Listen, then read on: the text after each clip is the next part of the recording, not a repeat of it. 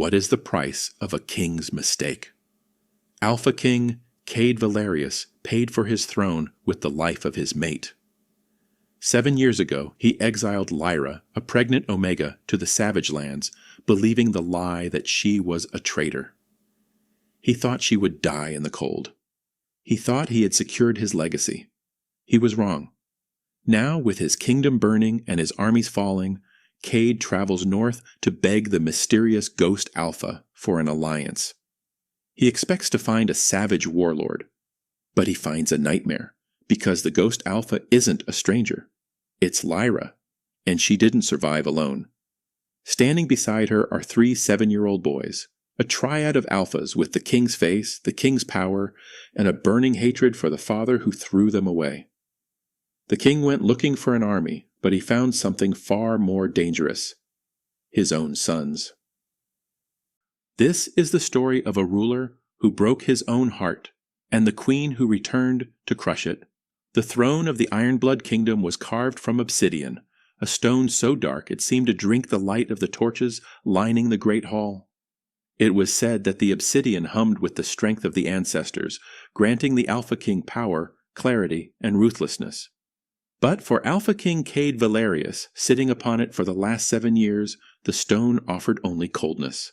A seeping, biting cold that started at the base of his spine and worked its way into the marrow of his bones, settling in the hollow space in his chest where his heart used to beat. He adjusted the heavy golden circlet on his brow, the metal digging into his skin. Below him, the war council was arguing. Their voices were a cacophony of panic and aggression, bouncing off the high stone walls. General Thorn was shouting about the southern border collapsing. Lord Vane was demanding higher taxes to fund the mercenaries. Kade heard them, but he didn't listen. His mind was drifting, as it often did when the noise of ruling became too loud, to a memory he had tried to drown in whiskey and blood for nearly a decade. He was back in the courtyard. The rain was falling in sheets, turning the training grounds into a slurry of gray mud. The air smelled of wet stone and ozone, and her. It smelled of her, wildflowers and rain. A soft, gentle scent that had no place in a kingdom forged in war. Lyra. She was on her knees in the mud, her simple servant's dress soaked through, clinging to her small frame. Her hair, the color of spun honey, was plastered to her face, hiding her tears. But he could hear them in her voice. "I didn't do it, Kade," she had sobbed, reaching for his boot. "I swear to the goddess, I am not a spy. I am your mate." Kade closed his eyes, his grip on the armrest of the throne tightening until the stone groaned. In the memory, he looked down at her, not with love, but with the icy detachment of a king who had been told his weakness would destroy his people. Mara had been standing beside him, her hand on his arm, whispering, "Poison. She is an Omega, Kade, a servant with no pack, no lineage. And now we find her selling our patrol routes to the rogues. She is a liability, a weakness you cannot afford." He had believed the lie. He had let his fear of being a weak king override the primal roar of his wolf. He had kicked her hand away. The sound of her gasp, a small, broken thing, still woke him up in the middle of the night. "Exile," he had commanded, his voice devoid of mercy. "If you are found within the Ironblood borders by sunrise, you will be hunted like the rogue you are." "My king!" The voice of General Thorn snapped Kade back to the present. The memory dissolved, leaving only the bitter aftertaste of regret. Kade opened his eyes. They were amber, burning with a power that terrified his enemies, but they were rimmed with exhaustion. "Speak," Kade commanded, his voice a low rumble that silenced the room. "The southern front is lost," Thorn admitted, looking down at the map spread across the war table. "The insurrectionists have breached the Iron Pass. They will be at the Citadel gates within a moon's turn unless we get reinforcements, but our armies are depleted. We have no one left to call. We have one option," a sharp, feminine voice cut through the gloom. Mara stepped forward from the shadows behind the throne. She was beautiful in the way a diamond is beautiful, sharp, cold, and expensive. She wore a gown of deep crimson velvet, the color of fresh blood, and a necklace of rubies that cost more than most packs earned in a lifetime. She was the daughter of the wealthiest duke in the kingdom, the chosen mate Kade had taken for political stability after exiling Lyra. But he had never marked her. He couldn't. His wolf, damaged and sullen, refused to acknowledge her. "The savage lands," Mara said, her eyes gleaming with ambition. A murmur of unease rippled through the council. The savage lands were the strip of untamable wilderness bordering the north. It was a place of nightmares, a territory where the trees grew thick and twisted, blocking out the sun, and the fog never lifted. No alpha had ever conquered it. "There are rumors," Mara continued, walking a slow circle around the war table, "of a new power rising in the north. They call him the Ghost Alpha. They say he commands a legion of shadow wolves who move without sound and kill without mercy. They say he has never lost a battle." "He is a myth," Lord Vane scoffed. "A campfire story to scare pups." "He wiped out the raiding party of the Crimson Skulls last week," Kade said softly. The room went silent. Kade stood up, his massive frame casting a long shadow over the council. 300 rogue warriors entered the Savage Lands to set up a base. None returned. Their heads were found mounted on pikes at the tree line the next morning. That is not a myth. That is an army. "If we can secure an alliance with this Ghost Alpha," Mara said, placing a possessive hand on Kade's forearm, "we can crush the southern insurrection. We offer him gold, weapons, land, whatever a savage warlord desires." Kade looked at her hand, then at the map. He hated the idea of bargaining with a rogue warlord. But the kingdom was bleeding out. He had sacrificed his happiness, his mate, and his soul to keep this kingdom strong. He would not let it fall now. "Prepare the horses," Kade ordered, turning away from the council. "We ride for the Savage Lands at dawn. I will treat with this Ghost Alpha myself." The journey north was a descent into purgatory. As Kade's elite guard, 20 of his most lethal warriors, rode away from the capital, the sky turned from the crisp blue of the Ironblood territories to a bruised, sullen gray. Mara rode beside him, wrapped in furs, complaining about the chill, the mud, and the lack of proper amenities. Kade ignored her. His senses were on high alert. As they crossed the border into the Savage Lands, the silence hit him. It wasn't the peaceful silence of an empty room. It was the predatory silence of a held breath. The birds didn't sing here. The wind didn't rustle the leaves.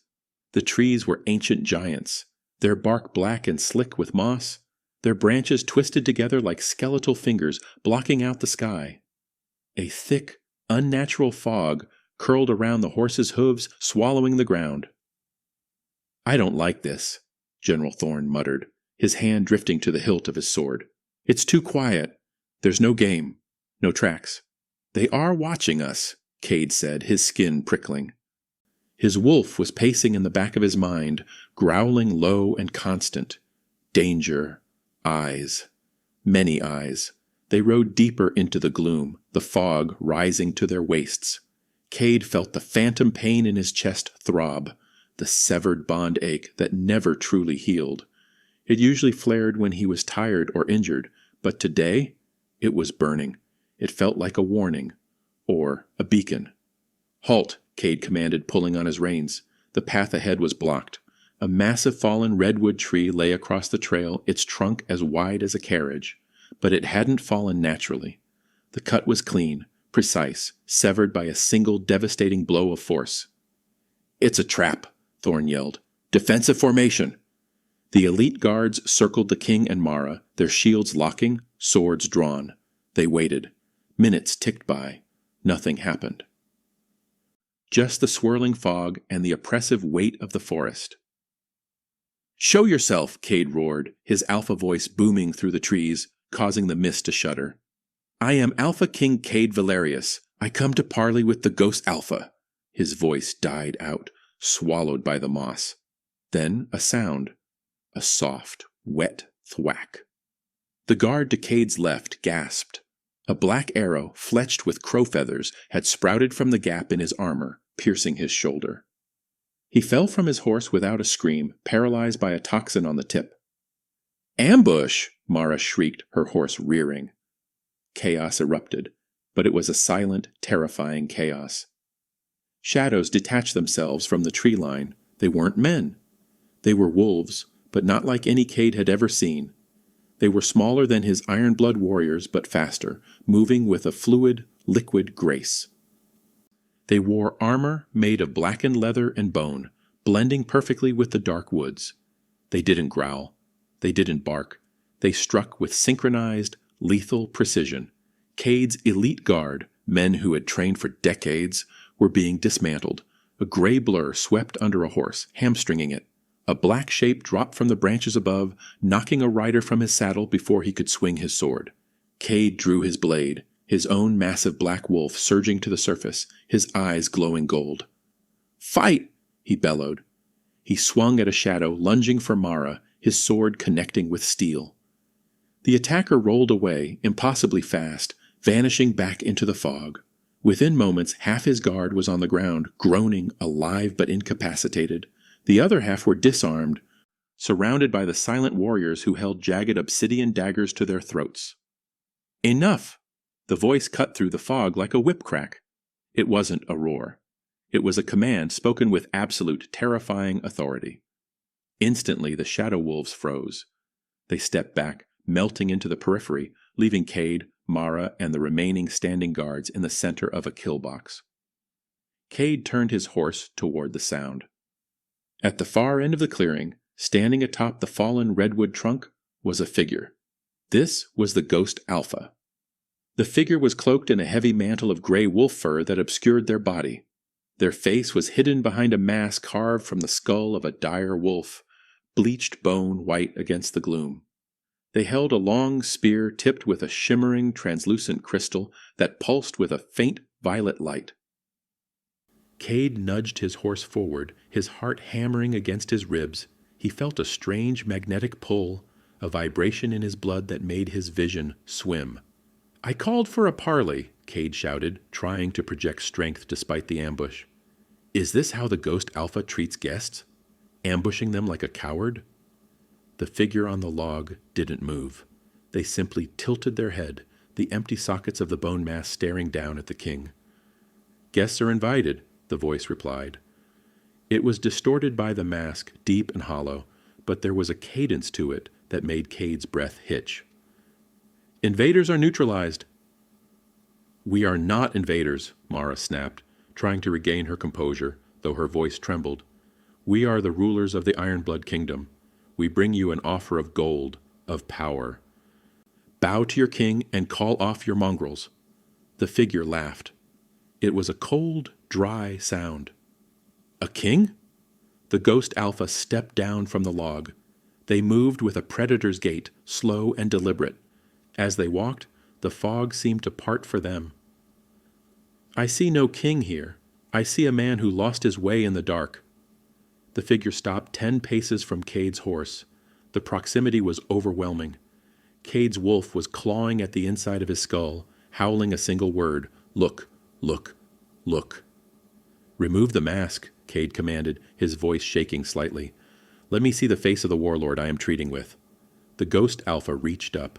Gloved hands gripped the sides of the bone helmet. With a slow, fluid motion, they lifted it. Kade expected a scarred veteran. He expected a monster. He expected a stranger. The mask came off, revealing a woman.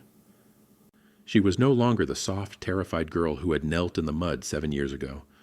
Her skin was tanned and weathered by the wind. A thin, white scar ran through her left eyebrow, giving her a dangerous edge. Her hair, once spun honey, was now darker, braided tightly against her scalp in a warrior's plait interwoven with leather cords. But the eyes were the same. Soft, impossibly deep brown, flecked with green. But they weren't looking at him with love anymore. They were looking at him with the cold, hard assessment of an executioner. "Hello, Kade," Lyra said. The world stopped. The trees stopped swaying. The horses stopped breathing. Kade felt the blood drain from his face, leaving him lightheaded. The phantom pain in his chest didn't just throb, it exploded, reknitting itself with a violence that nearly knocked him from his saddle. The scent hit him then, cutting through the fog and the blood. Wildflowers. But underneath it, something new. Steel, blood, and alpha power. "Lyra?" he whispered, the name feeling like a prayer and a curse on his lips. You're dead."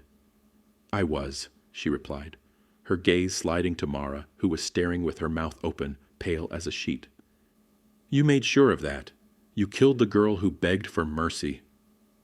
Lyra slammed the butt of her spear into the ground. The violet crystal flared, and the shadow wolves around her growled in unison, a sound that vibrated in Kade's teeth. "But the woman who crawled out of the grave you dug for her?" Lyra smiled, and it was a terrifying feral thing. "She doesn't bargain with kings, she conquers them." Kade stared at her, his mind reeling, trying to reconcile the servant he had exiled with the warlord standing before him. But before he could speak, before he could beg or demand or scream, the brush behind Lyra rustled. "Commander!" a young voice piped up. It wasn't a soldier. It was a child. Kade's eyes snapped to the sound. 3 small figures stepped out from the fern, flanking Lyra. They were small, no more than 7 years old, but they didn't hide behind her legs. They stood in a phalanx formation, holding small customized daggers. They wore miniature versions of the shadow armor. Kade looked at the boy in the center. He had messy black hair and a jawline that looked like it had been chiseled from the same granite as Kade's own. The boy looked up, his expression fierce, protective, and utterly fearless. And his eyes. They weren't brown like Lyra's. They were gold, burning, molten gold. Valerius gold. The breath left Kade's lungs in a rush. He looked at the other 2. Same black hair, same golden eyes, same defiant glare. The timeline crashed into him. 7 years. The exile. The weakness. The lie. He looked back at Lyra. She wasn't just a warlord. She wasn't just his mate. "You," Kade choked out, his hand reaching out instinctively toward the children. Lyra stepped in front of them, raising her spear, the tip leveled at his throat. "Take 1 step closer to my pack, Alpha," she hissed, "and I will finish what the exile started." The tip of the spear was steady. It didn't tremble. It didn't waver.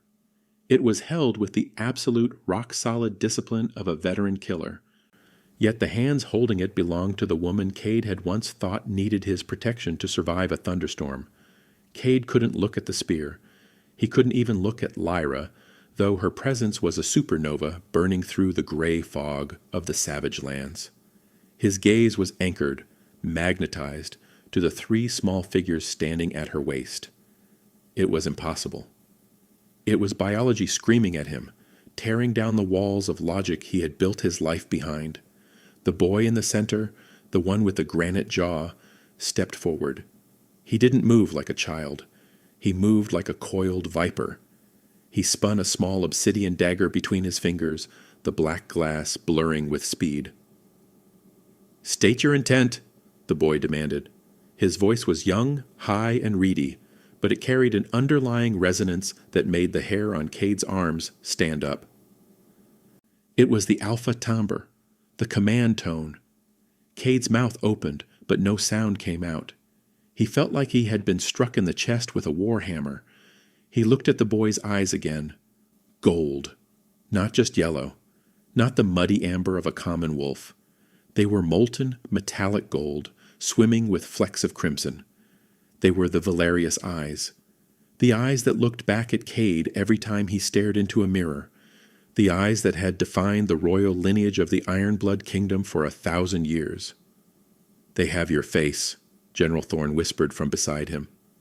The old general sounded terrified.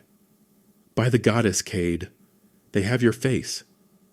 "Silence," Mara hissed. Her voice was brittle, cracking under the strain of panic. She spurred her horse forward, trying to insert herself between Kade and the tableau of his past.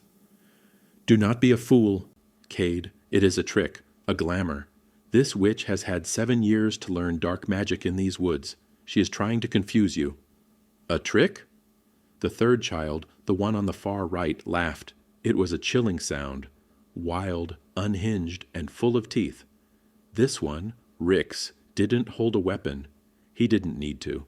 He was crouched on all fours, his fingers digging into the mossy earth, his nails elongated into black talons. The red lady smells like fear, Rix giggled, tilting his head. His golden eyes were wide and manic. She smells like rotting lilies. And the big one smells like pain, the second boy, Kian, rumbled. He was massive for his age, his shoulders broad and thick. He stood like a boulder, blocking the path to Lyra and his brothers. Why does the king smell like hurt? Kade slowly, agonizingly, swung his leg over his saddle and dropped to the ground. His boots sank into the mud. Kade, get back on your horse, Mara shrieked, reaching for him. This is a trap! Guards, form up! Stand down! Kade roared. The command blasted outward, hitting his remaining guards with physical force. They froze, weapons lowered. Kade ignored them. He ignored Mara. He ignored the threat of the spear. He walked forward. 1 step. 2. The shadow wolves in the trees bristled, their low growls filling the air like the hum of a hive, but Lyra didn't give the order to attack. She watched him, her eyes narrowing behind the war paint and the scar. He stopped 5 paces away, close enough to see the dirt under the boy's fingernails, close enough to see the pulse beating in Lyra's throat, close enough to smell them. He inhaled a deep, shuddering breath that filled his lungs with the truth. There was Lyra's scent, wildflowers and rain, but it was sharper now, laced with the metallic tang of dried blood and the earthy musk of the deep woods. But underneath it was the scent of the pups. Winter pine, burnt sugar, his scent. It was undeniable. It was a genetic fingerprint stamped onto the very air they breathed. These weren't just wolf pups. They were royal alphas. They were his flesh, his blood, his heirs. 7 years, Kade whispered, the words scraping his throat. He looked at Lyra, his eyes burning with a mixture of horror and awe. You were pregnant.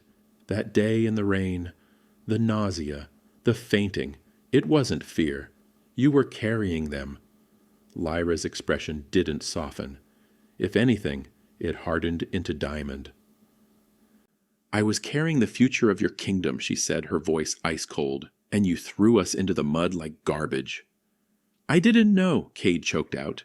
He took a step toward the boys, his hand reaching out instinctively, desperate to touch, to confirm the reality of the sons he had never met. Lyra, I swear to you, I didn't know.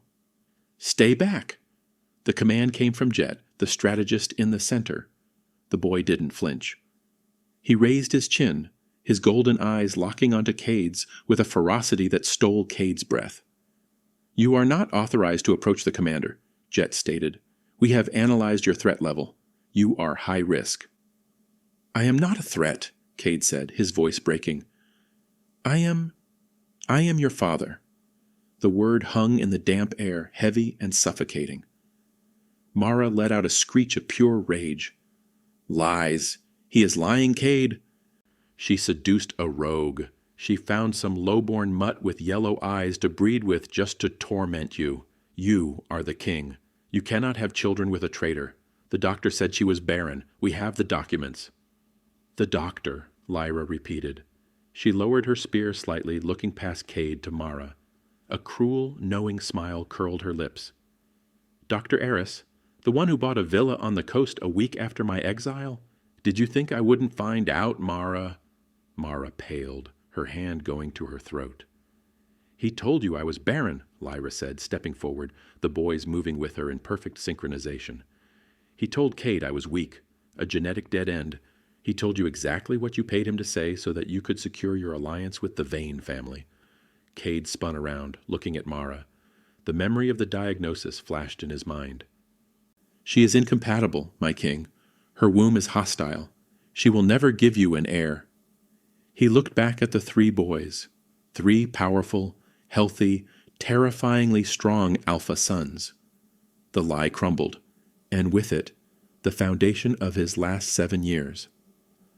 They are triplets, Kade whispered, the realization hitting him like a physical blow. A triad. Triads were rare, sacred. In the history of the Iron Blood Kingdom, a triad birth had happened only once, 300 years ago. It was considered a blessing from the moon goddess herself, a sign of ultimate strength. And he had exiled them. Jet, Kian, Rix, Lyra named them, pointing to each one. I named them myself. I raised them myself. When they shifted for the first time at age 4, 3 years early, Kade, I was the one who held them while their bones broke. I was the one who taught them to control the alpha burn. Where were you? I was here, Kade stammered, ruling a kingdom that felt empty. You were ruling a graveyard, Lyra corrected. You chose a crown over a mate. You chose politics over biology. And now you come here, to my land, demanding an alliance? She laughed again, but this time there was no humor in it. You want the ghost alpha? You have her, but you do not get my sons. They are not Valerius. They are wild. They are my heirs, Kade roared, the alpha instinct finally snapping through the shock. They are the rightful princes of the Iron Blood throne. You cannot keep them in the woods like savages. Watch us, Kian growled. The massive boy slammed his foot into the ground. A tremor, small but distinct, shook the earth beneath Kade's boots. You think because you donated the sperm you own the pack? Jet asked, his eyes calculating, dissecting Kade's posture. That is a logical fallacy. Ownership is earned. You earned nothing. I can give them the world, Kade pleaded, looking at Lyra.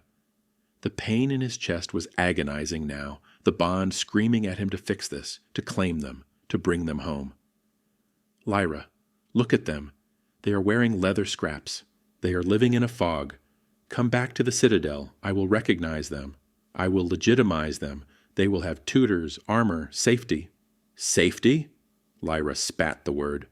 Like the safety you gave me? The safety of a death sentence? She gestured to the dark woods around them.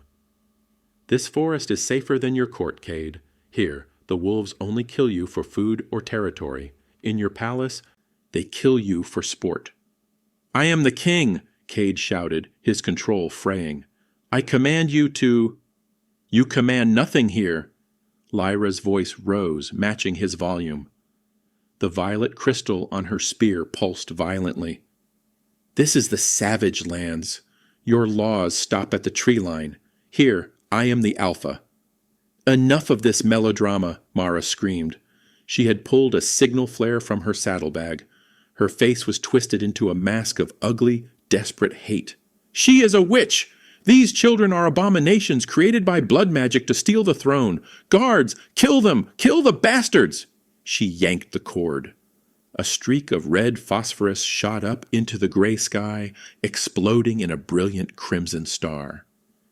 It was the signal for the heavy cavalry, the reinforcement battalion waiting at the border. Mara, no! Kade bellowed, lunging for her horse. They are threats to the crown, Mara shrieked, looking at the remaining elite guards. I command you in the name of House Vane, seize the witch, execute the runts before they cast a spell on the king. The guards hesitated. They looked at Kade, then at Mara, then at the terrifying children, but gold spoke louder than loyalty.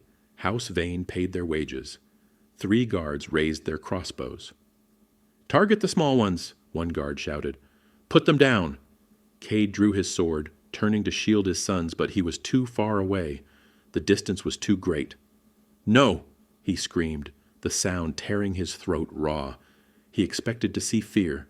He expected to see the children cower behind their mother. He didn't know the Triad. Jet didn't flinch. He didn't even blink. He simply looked at his brothers and nodded once. Formation Delta, Jet whispered. Rix grinned, exposing teeth that were far too sharp for a human child. Playtime. They didn't hide. They didn't run. They stepped in front of Lyra. The red flare sputtered in the gray sky, a dying star bleeding crimson smoke into the fog. Below it, the silence stretched taut, a bowstring pulled to the breaking point. The 3 guards with raised crossbows didn't fire. They couldn't. Their fingers hovered over the triggers, trembling, paralyzed not by the king's command, but by the primal lizard-brain terror radiating from the 3 small children standing in formation delta. Jet, Kian, and Rix didn't look like targets. They looked like landmines waiting to be stepped on. "Fire, you cowards!" Mara screamed, her voice shredding the stillness.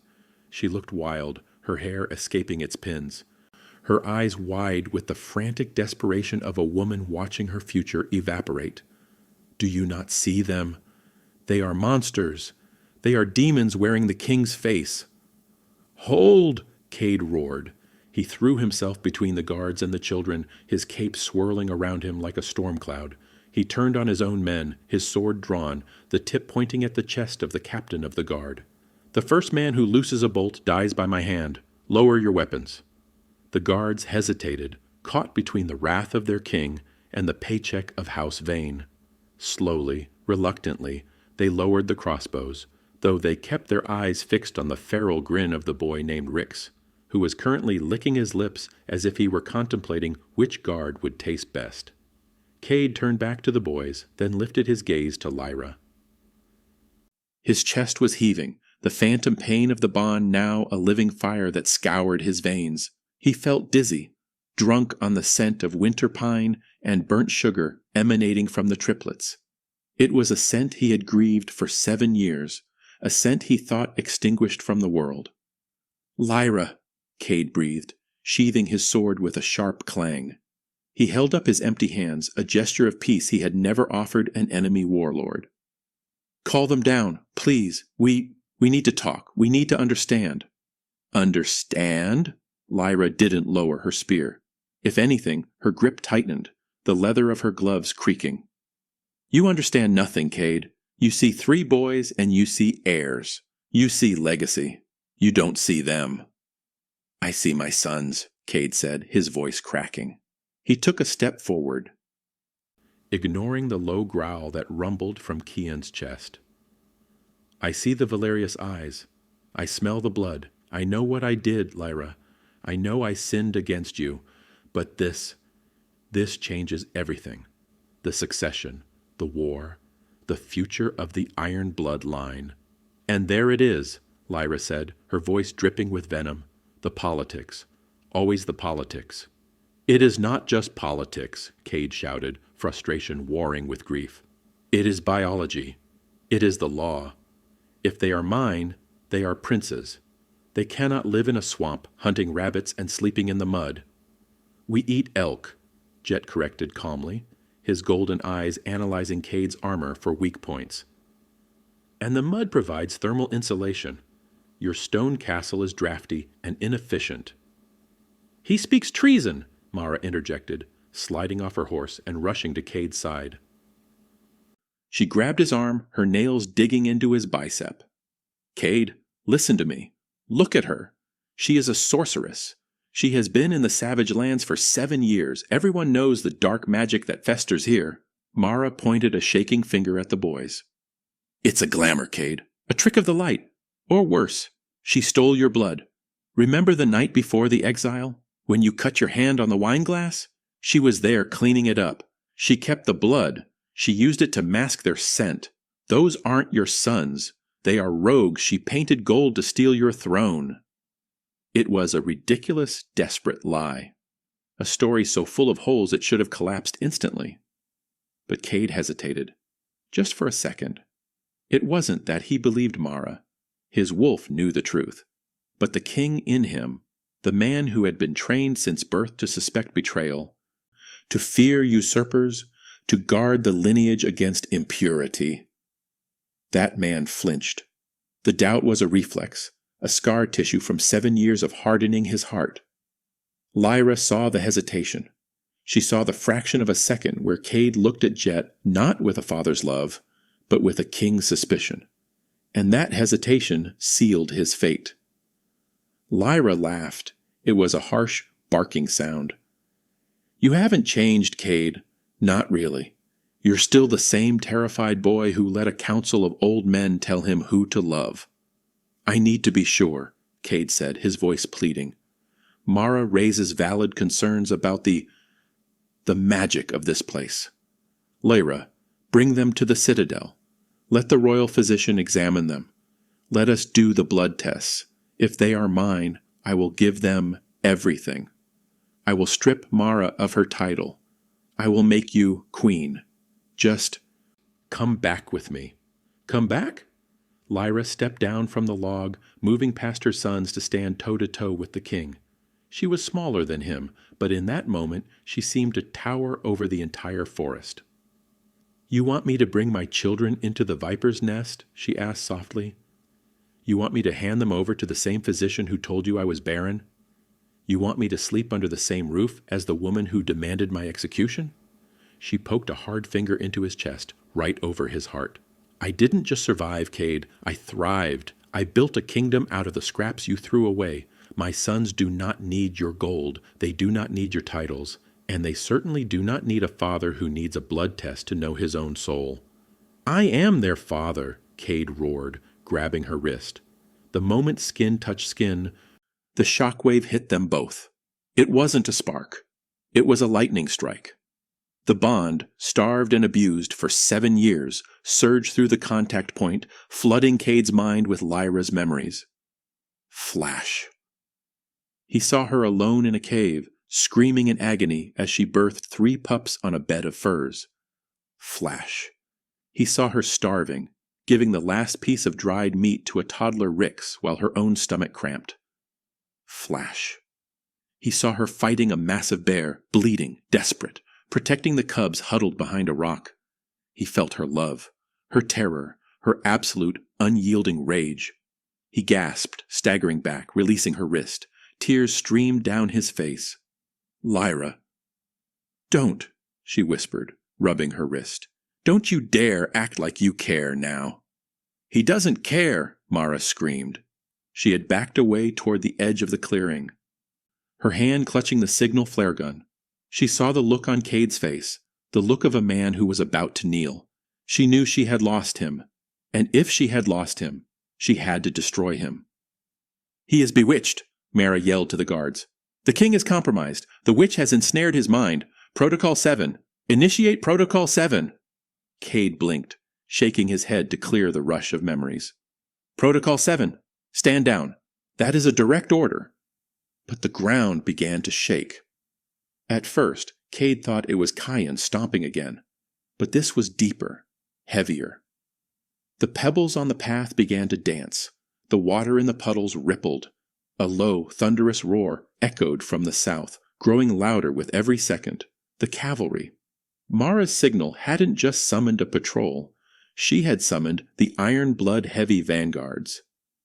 "You fool," Kade snarled, turning on Mara.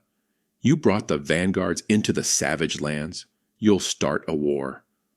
"I am ending one," Mara retorted, her eyes manic. "If I cannot be queen, then no one will. Kill the bastards. Kill them all." The trees at the edge of the clearing exploded. Huge, armored war horses, draped in the steel barding of House Vane, crashed through the underbrush. There were 50 of them. 50 knights armed with lances and heavy broadswords, their visors down, their intent lethal. They didn't see children. They saw targets marked for death by the future queen. "Lyra, run!" Kade screamed. He drew his sword again, turning to face the charging horses. He was one man against 50 heavy cavalry. He would die, he knew that. But he would die buying them time. "Get the boys out of here. Go!" He expected Lyra to panic. He expected her to grab the children and flee into the fog, using the shadows to escape. But Lyra didn't move. She didn't even look at the charging horses. She looked at Kade, her expression unreadable. "I told you, Kade," she said, her voice calm amidst the thunder of hooves. "We don't need your protection." "They will trample you," Kade yelled, bracing himself for the impact. The lead rider was only 20 yards away, his lance lowered, aimed directly at the center of the small group. Aimed at Jet. "Jet," Lyra said softly. "Analysis?" The boy in the center didn't look at the lance. He looked at the mud. He looked at the angle of the trees. He looked at the velocity of the horses. Kinetic energy is high, Jet stated, his voice devoid of fear. But their formation is sloppy. Flank exposure is 80%. Kian, Lyra said. Shield. Rix, she added. Hunt. Kade watched in horror as the lead horse thundered closer. 10 yards. 5 yards. No! Kade screamed, throwing himself forward. But he was too slow. The lance tip was inches from Jet's chest, and then the world turned gold. It wasn't a spell. It wasn't a trick. It was raw, unadulterated alpha pressure.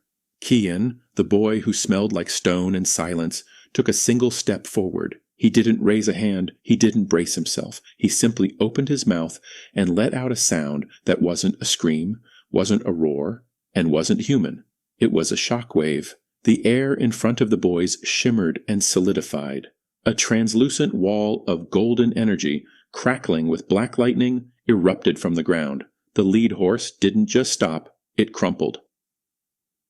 The beast hit the invisible wall of alpha energy and stopped as if it had hit a mountainside. The rider flew over the horse's head, smashing into the mud. The horses behind him reared, panicking, crashing into each other as the wall of energy expanded, pushing them back, throwing 50 tons of armored cavalry around like toys. Kade was knocked off his feet. He hit the ground hard, rolling to a stop near Mara's boots. He looked up, gasping for air. The dust settled. The horses were scattering, whinnying in terror. The knights were groaning in the dirt, and standing in the center of the carnage, untouched, unmoved, and utterly bored, were the 3 boys. Kian rolled his neck, a sickening crack echoing in the silence. Jet adjusted his gloves. And Rix? Rix was laughing. Daddy fell down, Rix giggled, pointing at Kade. Lyra walked past Kade, stepping over him as if he were a log.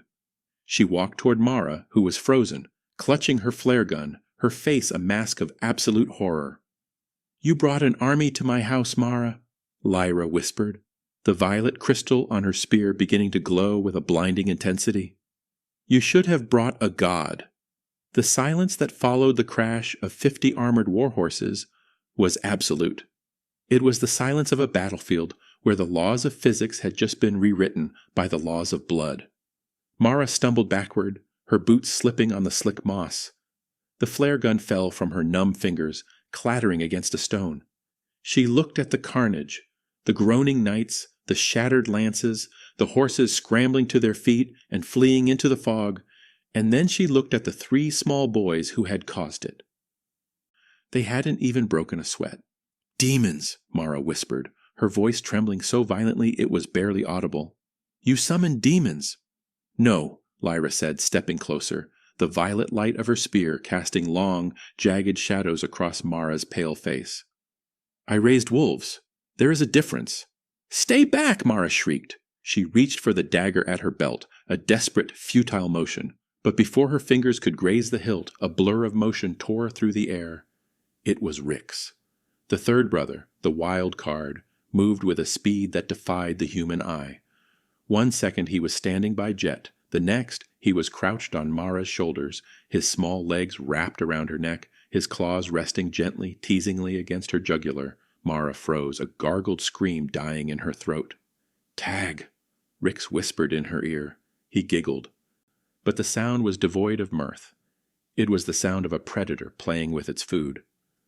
You're it! Rix, heel, Lyra commanded softly. Rix pouted, his golden eyes flashing with mischief. But he obeyed. He backflipped off Mara, landing silently on his feet beside his mother. He licked his lips, staring at Mara with an intensity that made the noble woman wet herself. Kade pushed himself up from the mud. His armor was dented, his cape torn, but he felt none of it. His entire world had narrowed down to the woman standing before him and the 3 sons who carried the power of gods in their veins. He looked at Mara, the woman he had listened to for 7 years, the woman who had whispered in his ear that Lyra was a traitor, that the kingdom needed strength, that love was a weakness. He looked at her now, cowering before a 7-year-old, and he saw her for what she was, a parasite, a viper who had poisoned his life to secure her own comfort, The rage that filled him was colder than the obsidian throne. It was a glacier. "Kade!" Mara sobbed, seeing him rise. She reached out to him, her eyes wide and frantic. "Kade, help me! Kill them! They are monsters! Look at what they did to your army!" Kade walked toward her. He didn't draw his sword. He didn't need to. His alpha aura, usually kept under tight control, began to leak out. It wasn't the golden warm aura of a protector. It was black. It was suffocating. It was the aura of a king who had just realized his entire reign was built on a lie. "They didn't hurt my army," Kade said, his voice a low rumble that vibrated in the ground. "They spared it. If Kian had wanted to, he could have liquidated their organs with that shout." He showed restraint you do not possess. I did it for you," Mara stammered, backing away until her back hit the rough bark of a pine tree. "For us, to protect the throne." "You did it," Kade said, stopping inches from her, looming over her like the judgment of death itself, "because you knew that the moment I saw them, you would become irrelevant." He reached out and ripped the ruby necklace from her throat. The clasp snapped. The gems scattered into the mud like drops of blood. "You are stripped of your title," Kade stated, his voice ringing with the finality of a gavel. "You are stripped of your lands, and you are stripped of my protection." "You can't!" Mara shrieked. "My father is Duke Vane. He owns the banks. He will bankrupt you." "Let him try," Kade snarled. "I have a new ally now." He turned his back on her. He didn't kill her. He didn't order the guards to arrest her. He simply deemed her unworthy of his attention. To an alpha, it was a fate worse than death. He turned to Lyra. The space between them felt like a canyon carved by 7 years of silence and pain. Kade took a step forward, and immediately the Triad moved. Kian stepped in front of Lyra, his massive arms crossed, a living wall of stone. Jet stepped to the left, a dagger appearing in his hand. Rix dropped to a crouch on the right, growling low in his throat. They were protecting their mother from him. The sight broke Kade's heart more than the exile ever had. He stopped. He didn't try to push past them. He didn't try to command them. He did the only thing a king could do when faced with a power greater than his own. Slowly, deliberately, Alpha King Kade Valerius sank to his knees. The mud soaked into his expensive breeches. The rain began to fall again, mixing with the sweat and blood on his face. He lowered his head, exposing his neck, the ultimate sign of submission. The remaining guards, who were picking themselves up from the dirt, gasped. A king never kneeled, not to a warlord, not to a rogue, and certainly not to an Omega he had exiled, but Kade didn't care who was watching. "I am sorry," he whispered. The words felt inadequate, tiny stones thrown into a raging ocean, but they were all he had. "Lyra, I am so sorry." Lyra watched him. Her face didn't soften. The warrior mask remained in place. She gestured for the boys to stand down. They hesitated, looking at Jet. Jet studied Kade's posture, his heart rate, his pheromones. "Submission genuine," Jet concluded clinically. "Threat level reduced to negligible." The boys stepped aside, allowing Lyra to walk forward. She stopped a few feet from Kade, looking down at the crown that sat crooked on his head. "You kneel well, Kade," she said softly. "Better than you rule." Kade looked up, his amber eyes swimming with unshed tears. "I was blind. I was a fool. I let fear dictate my choices. But seeing them, seeing you, it woke me up. I know I cannot undo the past. I know I cannot give you back the 7 years I stole." He took a breath, the scent of winter pine and wildflowers filling his lungs, tormenting him with what he had lost. "But let me fix it," he pleaded. "Come home, not as a servant, not as a mistress, as my queen, as my equal. Let me mark you. Let me claim you before the goddess and the council. Let me be a father to them. I will spend every day for the rest of my life earning your forgiveness." He held out his hand, palm up, begging for her to take it. The forest held its breath. Even Mara, slumped against the tree, watched with bated breath. This was the fairy tale ending. The king had repented. The family would be reunited. The credits would roll. Lyra looked at his hand. She looked at the calluses from his sword, the gold ring of the Valerius line. Then she looked at her sons. She saw the way Kian still watched Kade with suspicion. She saw the way Jet was calculating escape routes. She saw the way Rix was sniffing the air, trusting nothing. She looked back at Kade, and her eyes were dry. "No," she said. The word was quiet, but it hit Kade harder than Kian's shockwave. He froze. "No? You think a knee in the mud erases 7 years of starvation?" Lyra asked, her voice rising, shaking with a sudden, sharp anger. "You think an apology fixes the night I gave birth alone in a cave, screaming your name, praying you would come, only to realize you were probably sleeping in a silk bed?" She stepped back, putting distance between them. "You think you can just decide to be a father now because they are strong? Because they have your eyes? If they had been born without magic, Kade, if they had been weak, would you still be kneeling?" Kade opened his mouth to answer, to say yes, but the lie died on his tongue. He didn't know, and that was the damnation. "You want the ghost Alpha?" Lyra gestured to the surrounding woods, to the army of shadow wolves watching from the tree line. "You have her. The Ironblood Kingdom is failing. You need an ally to win your war." She slammed her spear into the ground. "I will fight with you, Kade.